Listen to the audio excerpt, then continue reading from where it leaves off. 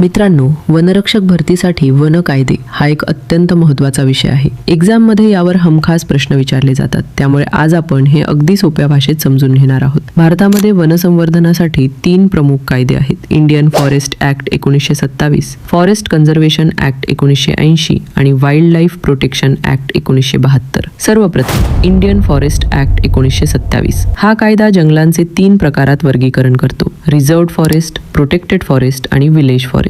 यामध्ये reserved forest सर्वात सुरक्षित मानले जाते, कारण तिथे नियम खूप कडक असतात. यानंतर फॉरेस्ट कन्झर्वेशन ऍक्ट 1980. या कायद्यानुसार जंगलाची जमीन दुसऱ्या कोणत्याही कामासाठी वापरायची असेल तर केंद्र सरकारची परवानगी घेणे आवश्यक आहे. यामुळे अनियंत्रित वृक्षतोड थांबवण्यास मोठी मदत झाली. आणि तिसरा महत्त्वाचा कायदा वाईल्ड लाईफ प्रोटेक्शन ऍक्ट 1972. हा कायदा वन्य प्राणी आणि पक्ष्यांचे संरक्षण करण्यासाठी बनवला आहे. नॅशनल पार्क्स, वाईल्ड लाईफ सँक्च्युरीज आणि टायगर रिझर्व्स यांची स्थापना याच कायद्यामुळे झाली. मित्रांनो, लक्षात ठेवा, 1927, 1980 आणि 1972 हे वर्ष खूप महत्त्वाचे आहे. एक्झाममध्ये डायरेक्ट प्रश्न विचारले जातात. जर तुम्ही वनरक्षक होण्याचं स्वप्न पाहत असाल तर हे कायदे पक्के लक्षात ठेवा. अशीच तयारी करत राहा. यश नक्की तुमचंच असेल.